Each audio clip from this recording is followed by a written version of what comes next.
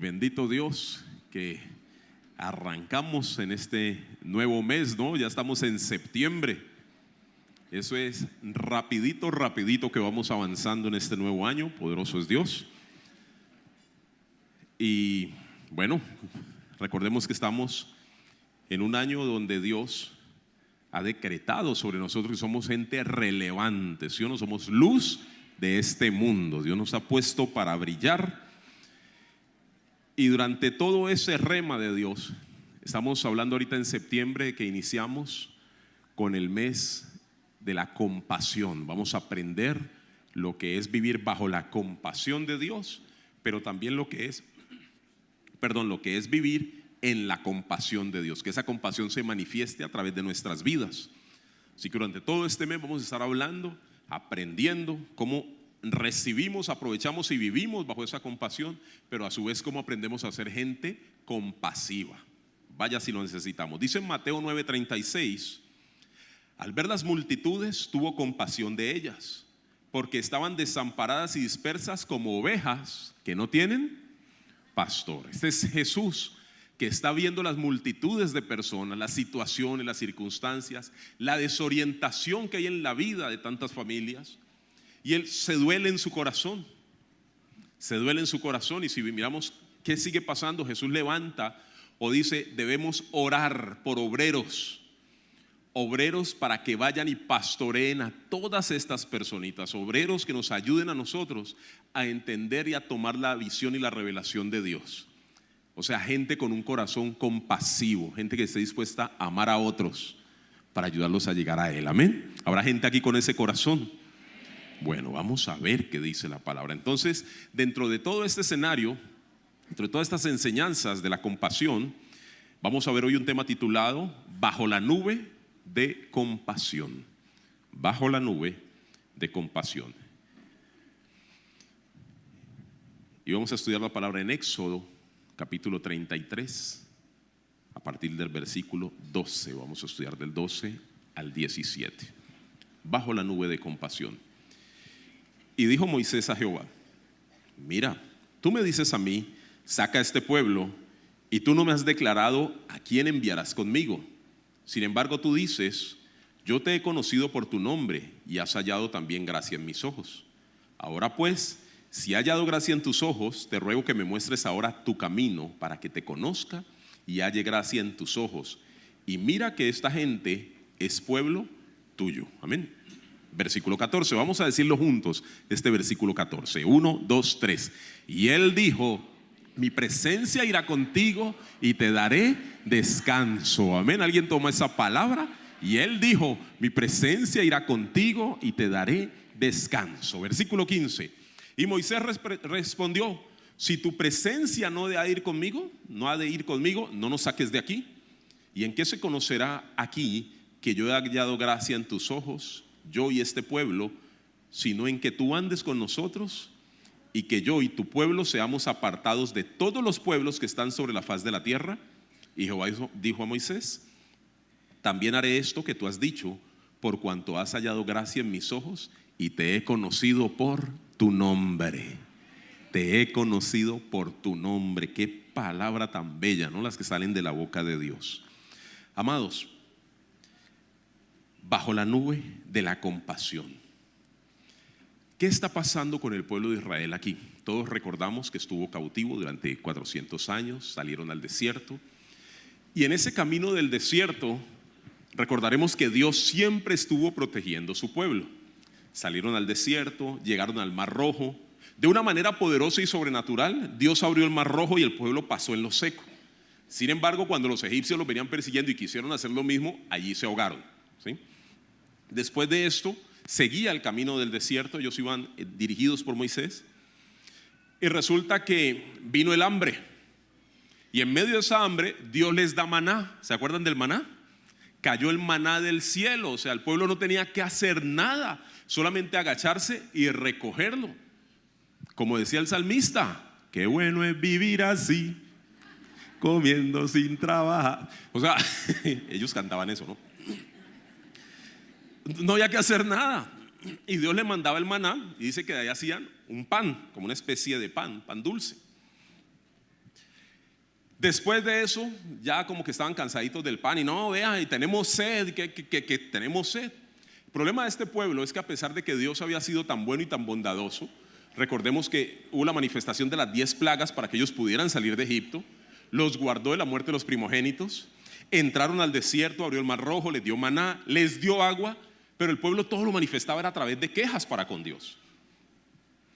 Vino un momento donde Moisés tuvo que subir al monte Sinaí. Él fue y estuvo 40 días con sus noches allá en la presencia de Dios. Y de allí salieron los 10 mandamientos, las 2 tablas de la verdad, ¿recuerdan? Los 10 mandamientos. Y cuando Moisés baja con los 10 mandamientos, se encuentra con que el pueblo había hecho un ídolo de oro, un becerro de oro, y estaban adorando que esa vaca era Dios, que esa vaca era la que los había sacado de Egipto y todo eso. O sea, se olvidaron muy rápido de todo lo que Dios había hecho con ellos. Dios se enojó muchísimo porque ya les había aguantado varias. Y le dijo a Moisés, vea, ¿sabe qué, hermano? Hágase a un ladito que yo voy a despachar a esta gente, los voy a eliminar porque son unos cabezones, hermano, y no voy más con ellos. Y usted no se preocupe que de ti voy a hacer un pueblo más fuerte. Y Moisés se atravesó y dijo, no, Señor, pero ¿cómo vas a hacer eso? ¿Qué van a decir los demás? Que tú sacaste ese pueblo allá para matarlo en el desierto. O sea, no pudiste hacerlo. No acontezca esto. Y de verdad, Dios cambió de opinión y dijo, bueno, tenés razón pues, pero hacele vos con ese pueblo, ya Dios está bajando, hacele vos porque si yo estoy ahí, me sacan la piedra y después los salgo consumiendo. Y entonces Moisés, allí es donde entra esta conversación, ¿no? Entonces Moisés pues le dice, bueno, Señor, está bien, entonces tú me estás diciendo que saque el pueblo, pero ese pueblo es tuyo, ¿no? O sea, no me vas a meter a mí solito en el chisme, el pueblo es tuyo, yo estoy haciendo lo que tú me mandaste a hacer. Pero ¿y cómo le hacemos pues? ¿Cómo avanzamos? Si ambos sabemos que este pueblito es complicado. Ese pueblo representa al pueblo de hoy en día, o sea, nos representa a nosotros, bendito Dios, ¿sí? Eso es como estar hablando de nuestro propio retrato. Que Dios ha hecho cosas maravillosas alrededor de nuestra vida, nos ha mostrado su amor, nos ha mostrado su misericordia, y con todo y eso muchas veces nos levantamos a hablar en contra de Dios, ¿sí o no? Ay, yo no voy por esa iglesia, hermano, soy muy cansado para andar por ahí volteando. Imagínense, yo es que cristiano, hermano, y ahí tan pelado que ando. Y empieza la gente a hablar y hablar y hablar, pero Dios sigue perseverando con nosotros. Eso es el poder de la compasión. ¿Qué es compasión? Compasión es amor en acción, ¿sí? Es amor en acción, se lo resumo en esa frasecita. Porque la compasión es la que lleva a que nosotros pongamos nuestra mirada en aquellas situaciones o en aquellas personas más bien que están pasando por una situación adversa y no seamos indiferentes, sino que por el contrario, nuestro corazón se mueve y nos lleva a hacer algo. Por eso dice la palabra de Mateo que leíamos ahora, Jesús tuvo compasión del pueblo. Dios miró el pueblo y dijo, caramba, están como que no tuvieran pastor. Y le dolió su corazón y por eso levantó una oración pidiendo, ¿sí? Y pidió que se orara por eso, porque siempre hubiera gente dispuesta a amar a otros. Imagínate el poder de esa palabra. Entonces, la compasión es la que nos lleva a amar sin ninguna razón. La compasión de Dios es tan poderosa, iglesia, que nos ama no por lo que hayamos hecho, sencillamente nos ama porque Dios decidió amarnos. Dios te ama a ti sencillamente porque Él decidió amarte. Juan 3:16 dice, porque de tal manera amó Dios al mundo que ha dado a su único hijo, para que todo aquel que en Él crea no se pierda, mas tenga vida eterna. Eso se llama amor. Tú y yo estamos acostumbrados a amar con condiciones, ¿sí o no? Yo lo amo si se porta bien, yo lo amo si me respeta, yo lo amo si trae plática a la casa, yo lo amo, sí. Pero hay donde me fallan alguna de esas cosas. Por eso es que a veces salimos con que se acabó el amor.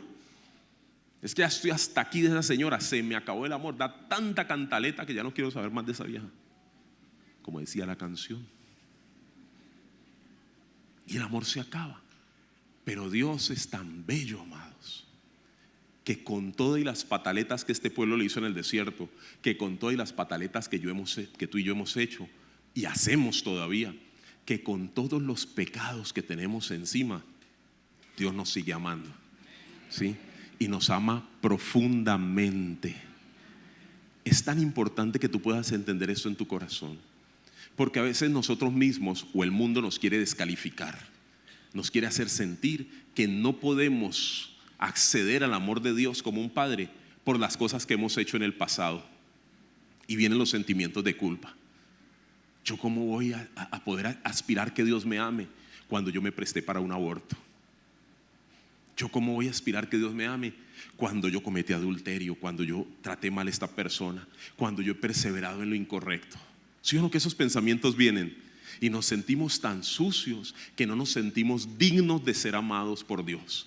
Pero Dios no nos ama por nuestra dignidad, Él nos ama por su propia dignidad, amén.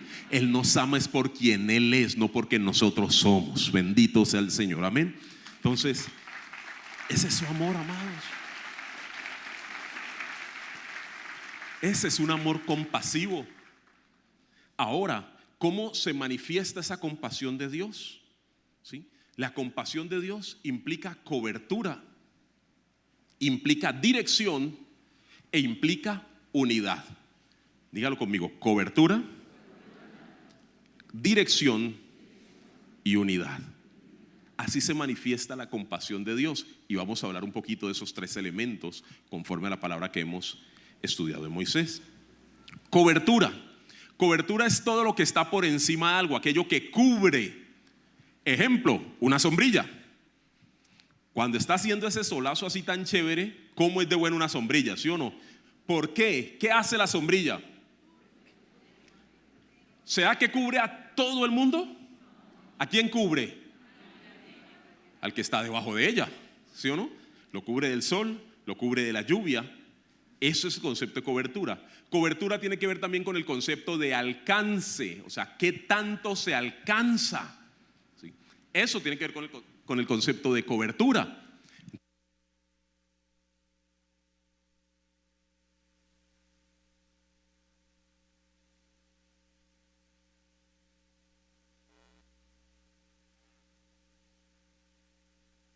¿Qué pasó? ¿Por qué no se escuchaba? Ya le iban a dar piedra al del micrófono, ¿no? No. Es que, mira, mi voz solita tiene una cobertura, tiene un alcance. Fueron los que levantaron la mano. Cuando yo tomo el micrófono, todo el sistema permite que haya una cobertura mucho mayor, o sea, alcanza a cubrir más gente. Uno tiene que ver bien a quién escoge de cobertura, porque hay coberturas que son limitadas, pero hay una cobertura que es la mamá de las coberturas, y eso es estar bajo la cobertura del Dios Todopoderoso. Cuando uno escoge estar bajo su cobertura, amado, no hay lugar donde tú llegues que estés sin su protección. No habrá lugar.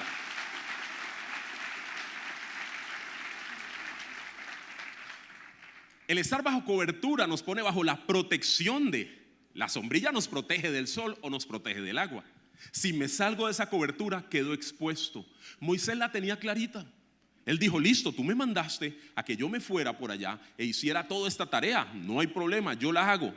Pero lo que sí te voy a pedir, dice el versículo 12, es: Moisés dijo a Jehová: tú me dices a mí, saca este pueblo, y tú no me has declarado a quién enviarás conmigo. O sea, bajo la cobertura de quién yo voy a ir a cumplir esta misión, voy a ir a cumplir esta tarea. Eso sí que es importante. Estamos muy acostumbrados a ser cusumbosolos, a ser yo me mando, ¿sí o no? No queremos la cobertura de nadie. Y Dios es un Dios de coberturas. Él es la cobertura de todos los seres humanos, el que la quiera aceptar. Porque hay gente que, estando la cobertura de Dios, estando la sombrilla, prefiere quedarse afuera y llevar agua, prefiere quedarse afuera y llevar sol. Cuando nosotros nos ponemos bajo esa cobertura de Dios, como lo hizo Moisés, que le estaba diciendo a Moisés: no, dime quién va a responder por mí, porque cobertura también significa responsabilidad. Los hombres somos muy dados a aprendernos el pedacito de la palabra donde dice que el varón es cabeza de la mujer. ¿A cuánto le gusta la palabra? A ver, los varones. El varón es la cabeza de la mujer, pero dice que Cristo es la cabeza del varón. De la mujer no dice que es la nuca, que yo sé que ellos no son mujeres. ¿De dónde sacaron esa Biblia? No, y la mujer es la nuca, la que mueve la cabeza. No, señora. Lo que dice la palabra es que la mujer es la corona, ¿sí? No es la nuca, no es la que la mueve, es la que está arriba, la que brilla. ¿Estamos aprendiendo o no? Así que las mujeres nuca renuncian a ese espíritu, de espíritu de nuca, ¿oyó? Y si va a aplaudir, aplauda sin miedo. ¿Qué le pasó?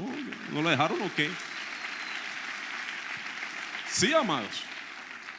Ahora, no pretendas tener una familia bajo sujeción cuando tú no te sujetas a las autoridades que Dios ha establecido.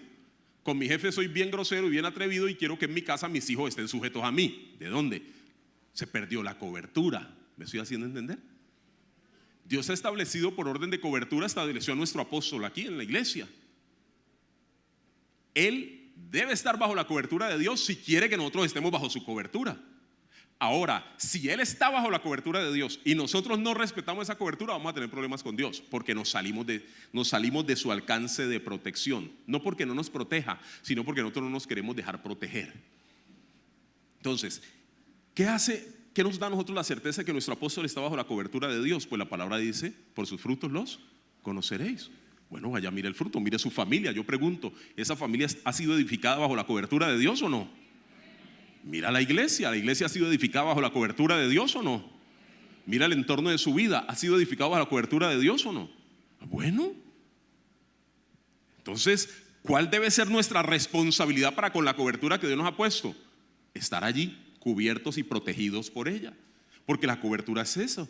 Yo digo, yo tengo mi casa y yo soy la cabeza de mi casa. Yo doy cobertura a mi esposa y doy cobertura a mi hijo. Quiere decir que yo respondo por ellas, yo soy responsable de ellas. O sea, que el día que mi esposa fue y se metió por una culebra, yo pago. Me guste o no, yo pago. Porque yo soy el responsable. Para eso me la llevé de su casa y no para qué me la había llevado. Por ahí veo mucho hombre diciendo, ay, ay, ay. Sí, pero es que ese es el orden de Dios, amados. La compasión arranca cuando nos ponemos en orden conforme a las cosas que Dios ha establecido. Y entonces la cobertura genera ese elemento de protección alrededor de mi vida, ese elemento de responsabilidad. No usemos mal la cobertura, a veces usamos mal la cobertura que Dios nos da a través de su iglesia. Y creemos que porque yo tengo un mentor, ese mentor se convirtió en mi papá y tiene que responder del todo por mí. No, él tiene que responder por enseñarme los principios de la palabra de Dios. Esa es su responsabilidad y Dios le va a demandar por eso. Mi apóstol responde delante de Dios porque me haya enseñado a mí la doctrina, la palabra, y me haya enseñado a aprender y a estudiar la palabra. Hasta ahí responde. Pero si yo voy y actúo mal, el problema es mío. ¿Me estoy haciendo entender? ¿Por qué digo esto? Porque tenemos que quitar esa dependencia de la iglesia lídercéntrica, la iglesia pastorcéntrica. Entonces aparece donde el pastor, dígame, lo que usted me diga yo hago, ¿me caso o no me caso? Yo, vas a ver si te casas o no te casas. Mira qué dice la palabra. La palabra te está preguntando. ¿Eso es un hombre de Dios? No, él es como medio satanista. Pero si la palabra te dice que no te unas en yugo desigual, ¿qué vas a hacer allá? Pastor, ¿me meto en este negocio o no me meto en este negocio? ¿Y eso qué negocio es? No, pues es uno va al aeropuerto de noche y saca unas casas por atrás de un monte, pero le pagan buen billete a uno. ¿Qué te dice la palabra, mijo? Porque estamos esperando permiso de un líder, de un mentor, de un pastor para pecar, y eso nunca lo vas a recibir. Por lo menos en esta iglesia no lo vas a recibir. Olvídate. Porque es la palabra de Dios la que nos da cobertura a nosotros. ¿Que te quieres casar con ella? ¿Que es cristianísima? Bueno. ¿Que está solterísima? Bueno. ¿Que tú estás solterísimo? Ok, cumple los requisitos de la palabra. ¿Y entonces qué, pastor? ¿Me caso o no me caso? No sé, mijo, el problema es suyo, porque usted es el que se va a casar y usted es el que va a tener que amanecer con ella día tras día hasta que la muerte los separe. Así que pídale dirección al Señor, y si le dice que sí, cásese. Pero si le dice que no, huye.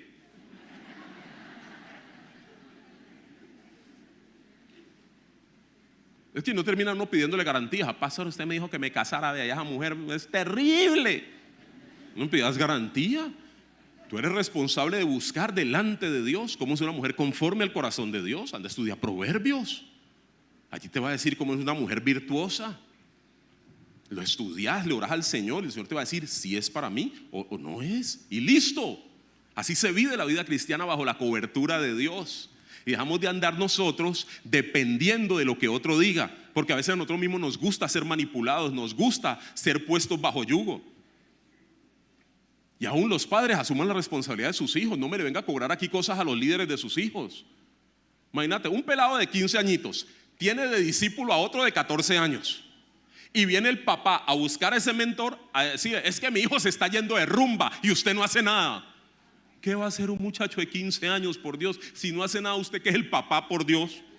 Usted es el que lo mantiene, usted es el que vive con él, usted es el que lo tiene que corregir. Antes agradezca que tiene ese muchacho enseñándole los principios de la palabra, que tiene ese muchacho que le da ejemplo para que no lo haga. Pero la cobertura tiene que ver con eso. Amén. ¿Estamos entendiendo?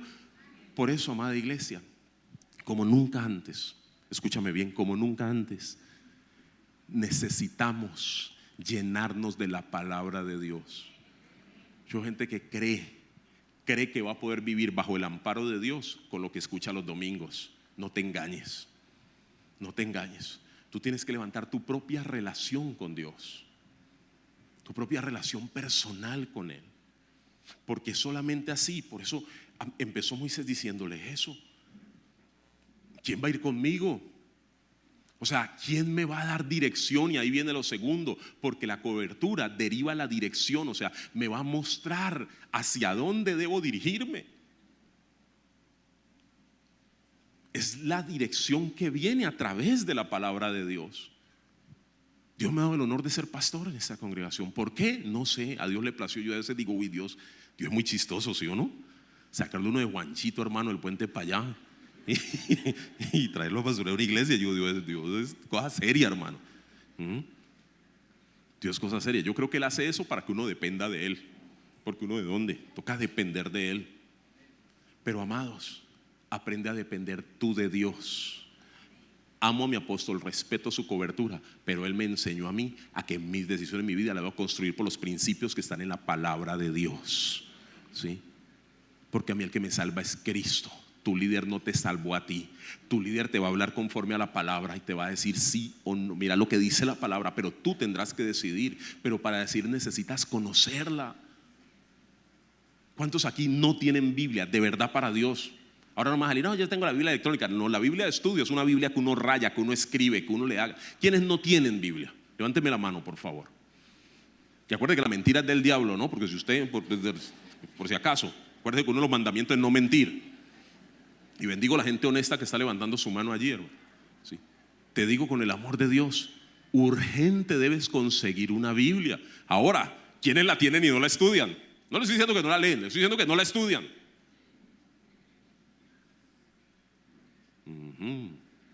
A estudiarla, amado. Eso solito no va a hacer nada. Imagine la Biblia abierta ahí en la casa. Salmo 23, Salmo 91. Esas son esas amarillas. Usted va a mi casa y en la entrada de mi casa va a encontrar una Biblia grandota, abierta. Creo que está hasta en Jeremías en estos días. La va a encontrar abierta, no lo va a mentir, la va a encontrar abierta. Pero de ahí para allá se va a encontrar las Biblias que quieran, unas, hermanos, que ya están tan arrancadas, porque eso le escribimos por un lado. A veces nos arranca la hojita de lo vieja, la pegamos cinta y dele y no sé qué. Cada uno tiene sus Biblias de estudio. Por supuesto, es que la palabra es para escudriñarla, ¿sí? ¿Y quiénes tienen Biblia y escudriñan la palabra? Esas cuentas no me dieron. Oh, ¿qué pasó? ¿Los demás no vinieron o qué? Amado, escudriña la palabra, porque solo allí encuentras dirección. Mira lo especial, versículo 13. Moisés le dice a Dios: ahora pues, si he hallado gracia en tus ojos, te ruego que me muestres ahora tu camino. ¿Cuál camino? Pongan el versículo 13, déjenmelo ahí. Te ruego que me muestres ahora tu camino. ¿Cuál camino le estaba preguntando Moisés? ¿El de la tierra prometida? ¿El del lugar para donde iban? ¿Cuál camino le estaba preguntando? Uno lee esa palabra a la ligera y uno dice: no, pues le está mostrando por dónde debe irse, ¿no? Si están huyendo, están en un desierto, pues que Dios los guía al lugar de destino. Pero si tú lees bien, dice: muéstrame tu camino ahora para que te conozca.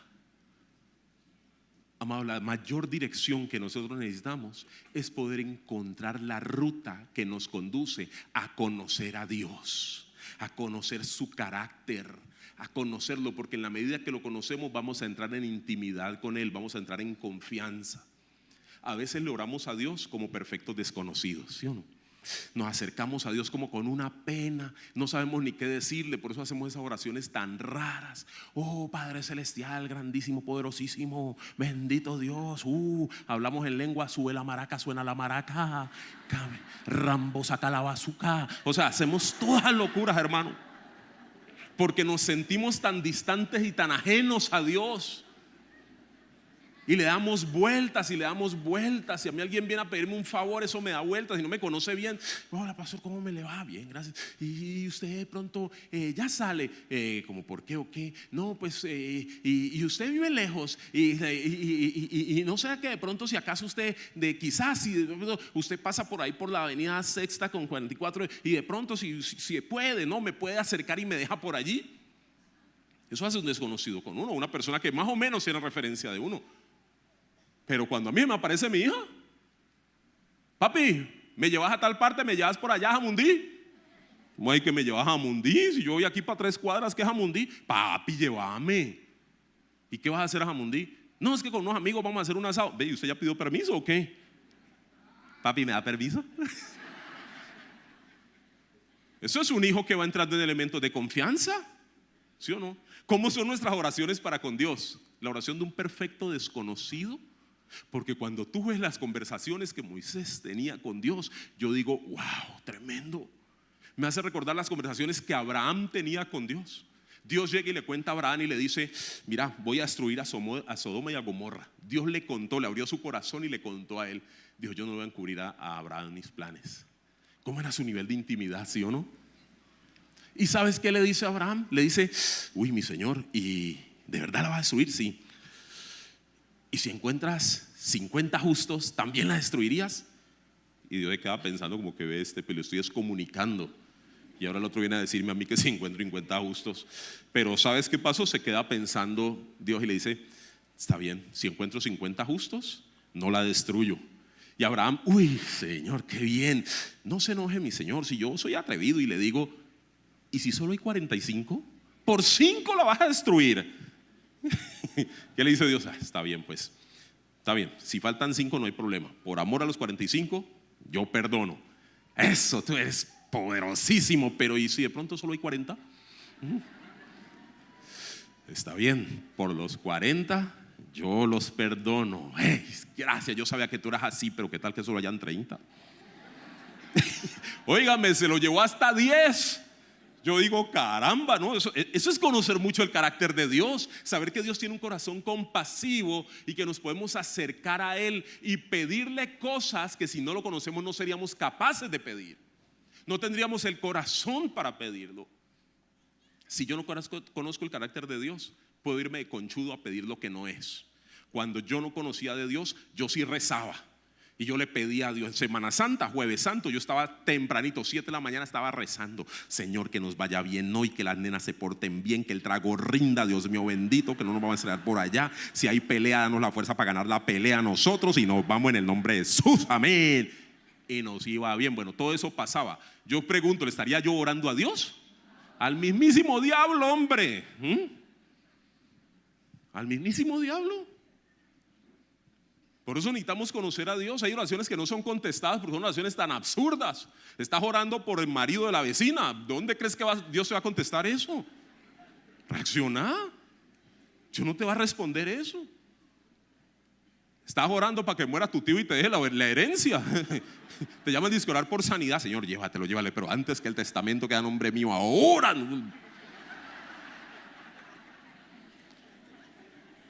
Necesitamos conocer a Dios, amados. El camino que necesitamos es para conocerlo. Cuando te invita a un encuentro, es para que vayas avanzando en el camino de conocer a Dios. Y sin embargo, eso damos pelea para no ir. 120,000 pesos por allá, yo, ¿de dónde voy a sacar? ¿Y dónde acabas para ir a rumbear, hombre? ¿Dónde acabas para lo incorrecto? Sale para los vestidos, sale para el zapato, que eso se daña en un momentico. Pero un encuentro con Jesús te va a durar para toda la vida, hermano. Y empezamos en ese encuentro y después, no, pero yo que voy a seguir, ya lo conozco lo suficiente. Jamás conoceremos a Dios lo suficiente, jamás. No seamos chistosos.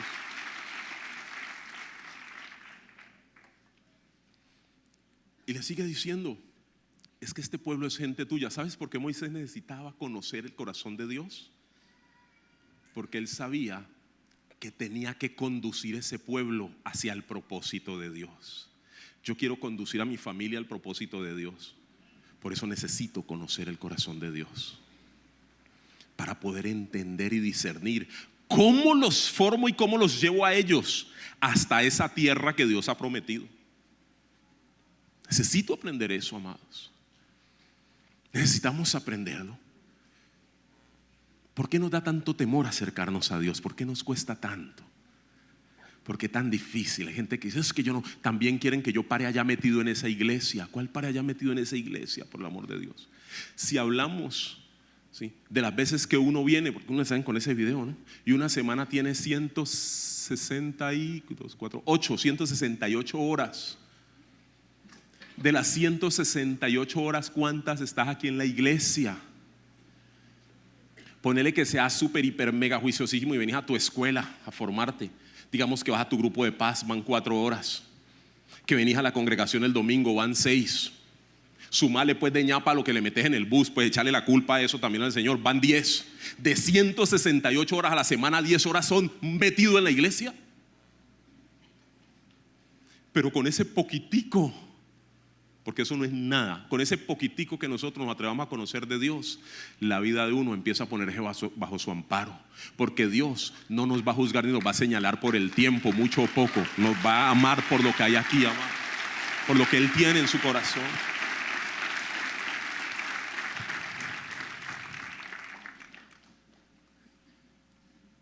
Yo no sé Dios cómo hace para amarnos, ¿sí o no? No, cómo nos cuesta a nosotros. Alguien a quien amamos nos hiere y se la cobramos toda la vida. Ya no hablamos más con ese hermano porque mi hermano me la hizo. ¿Y hace cuánto te la hizo? Hace 15 años. ¿Y qué te hizo hace 15 años? Se fue con mi mujer. Menos mal te quitó esa bandida de encima. Y tú vas a seguir odiando a tu hermano. Ya no vive ni con ella, ya se fue con otro. Y seguís odiando a tu hermano.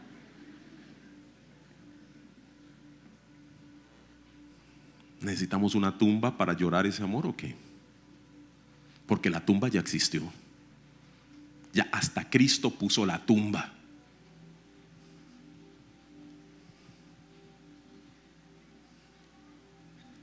Amado, solamente cuando yo permito la dirección de Dios en mi vida, puedo entonces empezar a vivir en unidad, que es lo tercero que quiero dejar en tu corazón.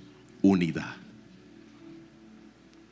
Porque cuando yo empiezo a conocerlo, cuando yo dirijo mi vida a conocer al Señor, aprendo a ser uno solo con Él, uno solo con Dios. Y empiezo a entender cuáles son sus propósitos, cuáles son sus designios. Moisés se guerrió ese pueblo. Era un pueblo que uno diría no merecía ser amado. Pero Moisés aprendió a amarlo porque aprendió a conocer el camino que lo conducía hacia Dios. Y entonces, ¿sabes qué le dice Dios? Cuando Dios ve eso, le dice: mi presencia irá contigo, no voy a mandar a nadie, yo mismo voy contigo, yo mismo me hago uno solo contigo. Y esa es la palabra que te vengo a decir hoy de parte de Dios. Él no te manda solo a vivir la vida. Él no te manda solo a enfrentar ese problema que te tiene cabizbajo. Él no te manda solo a enfrentar ese gigante que te tiene pensando en la muerte. Él mismo te dice: mi presencia irá contigo y te daré descanso. Es el Dios Todopoderoso el que me mandó hoy a hablar contigo.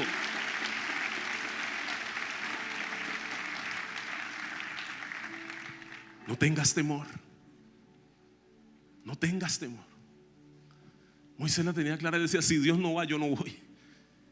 Pero si voy con Dios, me la juego a muerte. Amado, no conozco tu vida. No sé qué está pasando contigo. Pero sí sé que Dios me mandó a decirte que te ama profundamente, que te extraña. Escúchame, espérate un momentico, espérate. La palabra nos habla de un hombre que tenía 2 hijos. La parábola del hijo pródigo. Y dice que uno de ellos le dijo: padre, dame la parte de los bienes que me corresponde. El hombre no había muerto, sin embargo el hijo le pidió la herencia. Y este hombre cogió la herencia y se la entregó a ambos.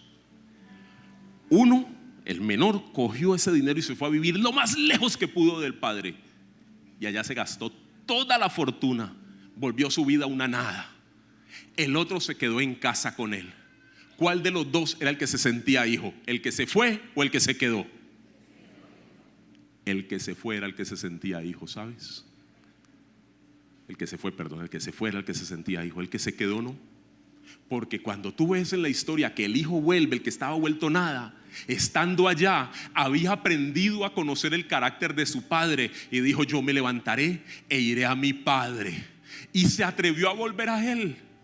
Volvió con un corazón arrepentido y le dijo: papá, yo no soy digno de ser llamado tu hijo. Pequé contra Dios, pequé contra ti, perdóname. ¿Y sabes qué hizo este padre, hermano? Dice la palabra que cuando lo vio a lo lejos, corrió a él. No para criticarlo, no para castigarlo, no para darle juguete. Corrió a él y dice que lo tomó y lo abrazó. Este no es hijo mío, no se confunda. Lo tomó. Dice que lo tomó y lo abrazó. ¿Sí?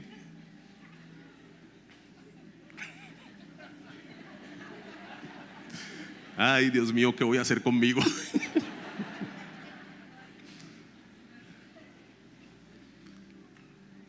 El hijo que estaba en casa, cuando vio que habían recibido de nuevo al que se había ido, salió enojado y salió a reclamarle al papá: matas el mejor becerro para dárselo a ese que se gastó tu dinero viviendo perdidamente, pero a mí no me has dado ni siquiera una gallina flaca para comer con mis amigos. ¿Qué le dijo el padre? Le dijo: es que tú estás en casa, tú eres un hijo. Tú podías coger lo que aquí hay, no tenías que pedirme permiso, tú eres el hijo. Pero a pesar de estar allí no lo había entendido. Y yo me encuentro en las iglesias mucha gente que asiste, lleva 1, 2, 5, 10 años y nunca se ha sentido un hijo de Dios, nunca se ha sentido amado. Y hoy quiero decirte que tú eres un hijo amado. El que se fue es tan amado como el que se quedó. El que llegó en pecado es tan amado como aquel que ha estado limpiado por su sangre. Y ese eres tú, amado.